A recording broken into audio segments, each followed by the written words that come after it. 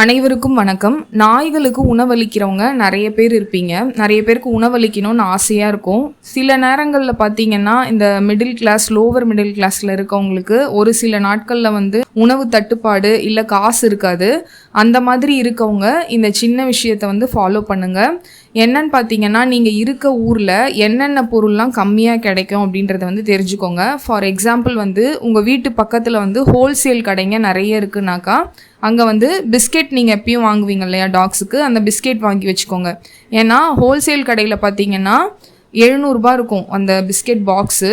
இப்போ நம்ம கடையில் ஒரு பிஸ்கெட்டை 10 ரூபான்னு வாங்குகிறோம் இல்லையா, அதில் எக்ஸ்ட்ராவாக 13 பேக்கெட் இருக்கும். அதை மாதிரி தெரிஞ்சு வச்சுக்கோங்க. அதுக்கப்புறம் உங்கள் ஊரில் கோழி பண்ணை இருக்குது அப்படின்னாக்கா, கோழி பண்ணையில் பார்த்தீங்கன்னா முட்டைலாம் கம்மி ரேட்டுக்கு கிடைக்கும்.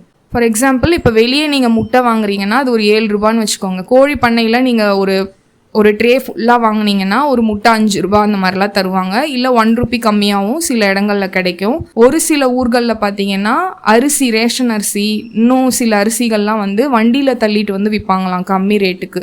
அது மாதிரி அதுவும் இருக்குது. சில ஊர்களில் பார்த்தீங்கன்னா மீன் மார்க்கெட்டு, கருவாடு மார்க்கெட் அதெல்லாம் பக்கத்துலேயே இருக்கும். அவங்களுக்கும் அந்த மீன் கருவாடுலாம் கம்மி ரேட்டுக்கு கிடைக்கும். நீங்கள் அந்த மாதிரி இருக்கவங்க அதை வாங்கி வச்சுக்கோங்க முன்னாடியே. அதுக்கப்புறம் சில இடத்துல மீனை தலையில் தூக்கி வச்சுட்டு வருவாங்க அந்த விற்கிறவங்க. அவங்கக்கிட்ட அன்னைக்கு உங்கள் தெருவுக்கு வர்றப்ப எந்த மீன் கம்மியாக இருக்கோ, இந்த மாதிரி நாங்கள் நாய்களுக்கு தான் போட போகிறோம் அப்படின்றத சொல்லிட்டிங்கன்னா கம்மி ரேட்டில் மீன் வரப்போ அவங்களே எடுத்துகிட்டு கூட கொடுத்து உங்களை வாங்கிக்க சொல்லுவாங்க. சில கடைகளில் பார்த்தீங்கன்னா பால் பேக்கெட் 25 ரூபான்னு கிடைக்கும். சில கம்பெனி பிராண்டு நான் சொல்கிறது. அது எந்த கடையில் கிடைக்கும் உங்கள் தெருவில் அப்படின்றதையும் தெரிஞ்சு வச்சுக்கோங்க.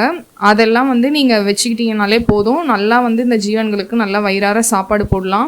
டாக்ஸை பொறுத்த வரைக்கும் அவங்க மனுஷங்களை மாதிரி கிடையாது. சாப்பாடில் உப்பு இல்லை அது இல்லைன்னா குறைலாம் சொல்ல மாட்டாங்க. அவங்களுக்கு சாப்பாடு கிடைச்சா போதும், பசி போனால் போதும்.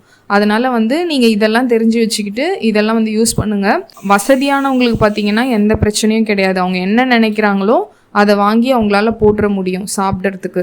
அதனால் இதை மிடில் கிளாஸ், லோவர் மிடில் கிளாஸில் இருக்கவங்க, டெய்லி சாப்பாடு போடணுன்னு நினைக்கிறவங்க, 10-15 டாக்ஸ் மேலே வளர்க்குறவங்க இந்த டிப்ஸ் எல்லாம் ஃபாலோ பண்ணுங்கள். என்னெல்லாம் உங்கள் ஏரியாவில், என்னெல்லாம் உங்கள் தெருவில், ஊரில் கிடைக்கும் அப்படின்றத முன்னாடியே தெரிஞ்சு வச்சுக்கோங்க. நன்றி, வணக்கம்.